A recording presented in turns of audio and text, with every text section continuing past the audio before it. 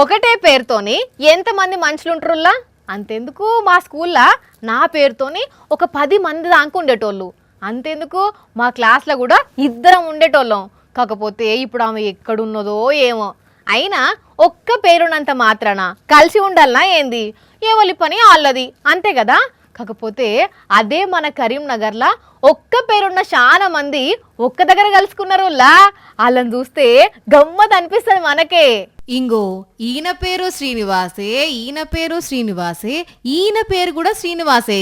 అంతెందుకు ఈడ ఉన్నోళ్ళందరి పేర్లు కూడా శ్రీనివాసేనోళ్ళా. అవును, హలో శ్రీనివాస్ చెలో కరీంనగర్ పేరుతోని శ్రీనివాస్ అనే పేరున్నోళ్ళంతా ఒక్క దగ్గర కలిసిండ్రు. దగ్గర 2000 మంది శ్రీనివాసులు. మరిదన్నా మంచి పని చేయాలి కదా అని చెప్పి రక్తదానాలు కూడా చేసిర్రు. ఇంతకు ఈ శ్రీనివాసుల సేవా సమితి ఎప్పుడు చాలైందన్నా?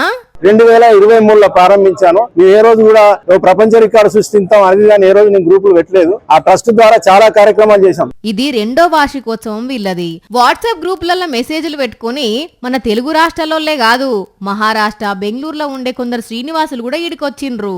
తెలంగాణ, ఆంధ్ర నుంచి కాకుండా మహారాష్ట్ర నుంచి కూడా, బెంగళూరు నుంచి కూడా ఈ రోజు పొద్దున్నే ఉదయం 3 మిత్రులు రావడం జరిగింది. అమెరికా, సింగపూర్ లో కూడా మా శ్రీనివాసుల గ్రూపులు ఉన్నాయి. దాదాపు ఈ రోజు ఒక మిత్రుడు సింగపూర్ నుంచి కూడా రావడం జరిగింది. కానీ బాలే గమ్మత్తుకున్నది కదా నోళ్ళ. ఇప్పటిదానిక ఎన్నో సేవా సమితిలను చూసుంటారు.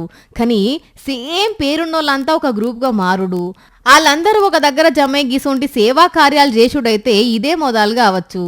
అందుకే సీనన్నలు మీ ఆలోచనలు, మీరు చేస్తున్న పనులు సూపరు.